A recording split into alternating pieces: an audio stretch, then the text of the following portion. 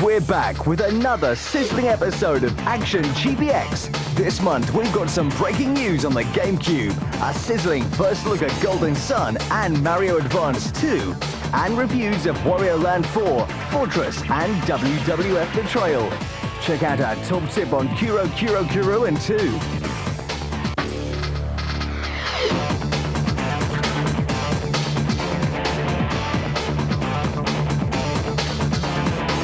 When Nintendo converted Super Mario Bros. To the GBA under the name Mario Advance, many thought they'd picked the wrong game. Super Mario World is what we want, they cried. Well, soon we'll have it. The SNES classic is coming to the Advance as Mario Advance 2. Super Mario World is one of the greatest video games ever. It's huge, brilliantly designed, and packed with features. Watch out for Yoshi. You can climb on his back and ride him.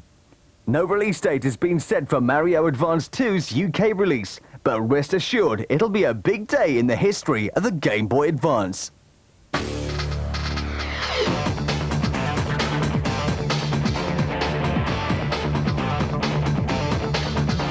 Is this the greatest RPG ever? It's going down a storm in Japan and looks set to do the same here. You and your companions must recover a stolen artifact to prevent the destruction of your world.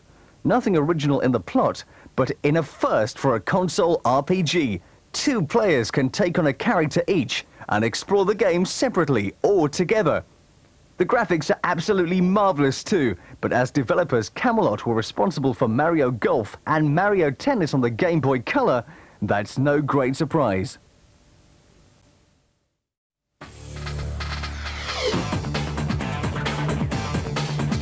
The Nintendo Gamecube is already out in Japan and is coming to the UK in the new year.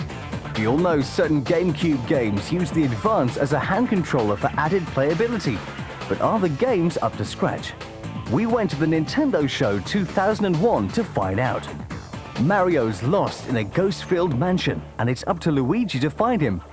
The graphics in Luigi's mansion are incredible, with dust blowing around as you vacuum, and superb lighting effects as you catch the ghosts in your torch beam. The controls are innovative too, using both of the analog sticks. It seems Luigi's starring debut is a real winner.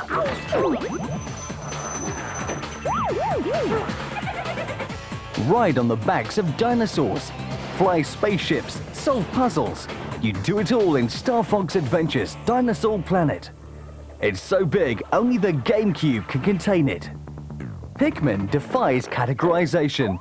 Individually, the tiny creatures are weak, but gather a posse of them and you're soon smashing obstacles and fighting foes. Wave Race Blue Storm looks incredible. The water effects are first rate and the jet skis a dream to control. To be honest, Super Smash Bros. Melee looks like a souped-up N64 game, and at present it doesn't play that well either. It's too much of a button basher with little in the way of tactics. Let's hope it improves before it's finished. This third-person action game sees you fighting evil throughout the ages. From ancient Rome to Napoleonic battlefields, you take on hordes of creatures using only the weapons of that time period.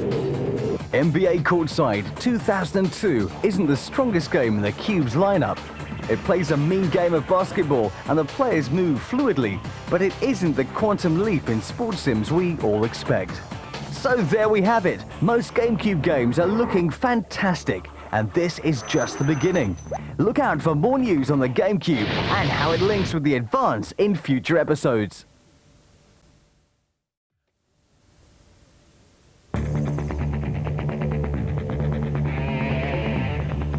Crawfish Interactive has so many great games on the way, we couldn't fit them all into last episode's interview.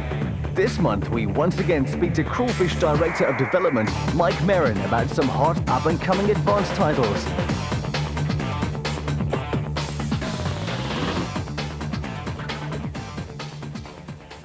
The version we're actually converting is from the Dreamcast, which is the very latest incarnation of the Street Fighter series. It utilises everything that's in the Dreamcast version, the isms, X-ism, V-ism, all of the additional modes, the world mode, versus mode. To ensure that we could get the same game mechanics on a 4-button system, obviously the control method had to be changed slightly. light kicks, heavy kicks are kept true on the buttons. So you've got the A and B button for light kicks and the shoulder buttons for heavy kicks. To ensure that you could get medium kicks, this was utilised by doing A and either left or right on the D-pad.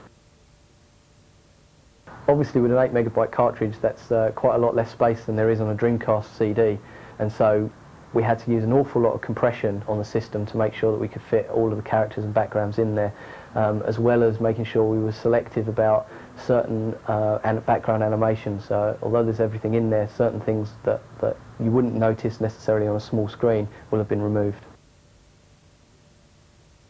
Yeah, there's actually 37 characters in the GBA version. The Dreamcast version actually only had 34, but Capcom said, is there any way you can get an extra 3 on there?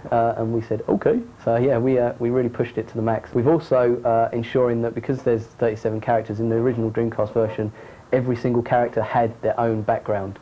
And again, in the Game Boy Advance version, each character will have their own background, each will have animations, as well as parallax scrolling on each of those backgrounds as well.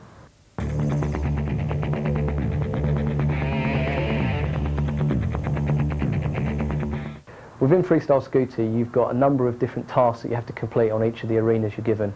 These include collecting 20 wheels, accumulating a number of grind points or grind distance, also a number of trick points, and combos for each trick that you do.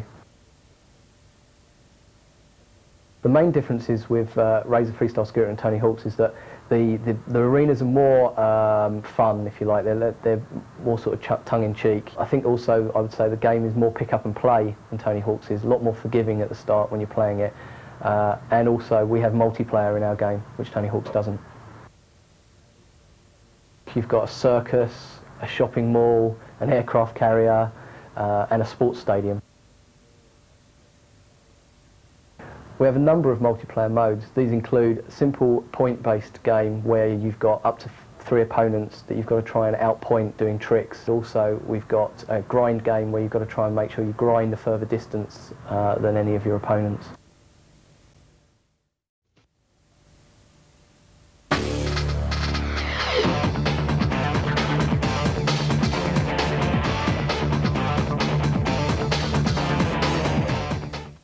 A giant golden pyramid has mysteriously appeared, so Wario dashes off to loot the place. Along the way, must defeat each of the 4 pyramid guardians facing the final mystery boss. There's so much in this game, it's unbelievable. It's brilliant fun to play, with an inspired blend of puzzle and action elements. It has immense longevity and superb graphics and sound, and it hasn't appeared anywhere else. No cheap SNES conversion here. In fact, it's a genuine Game Boy Advance classic that will stand the test of time and take its place among the all-time great platformers.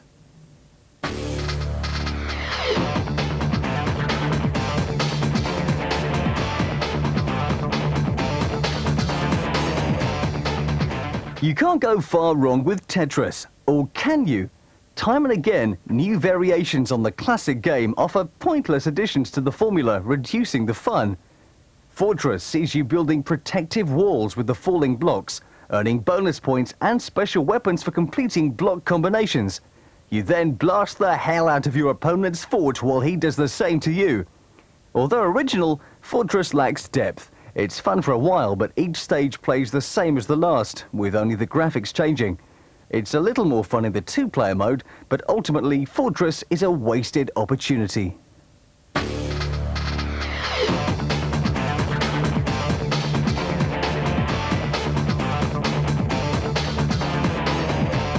Anyone old enough to remember Double Dragon will find WWF Betrayal suspiciously familiar.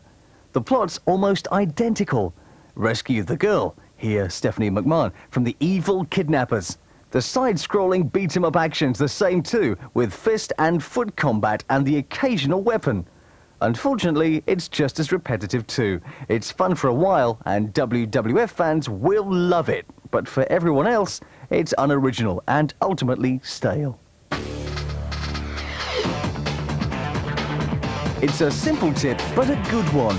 Press select in the starting area, shorten your stick, making the game easier. Keep pressing it to shorten your stick even further. You can't set a record with a short stick, but it's great for practice. And remember, completing the challenge mode gives access to 5 new courses, and completing story mode with perfects on every puzzle opens yet more stages. That wraps it up for this month's Action GBX. Next month, we've a brace of Game Boy Advance games for you, as well as some sizzling previews and hopefully a great competition. Stay tuned and never miss an episode.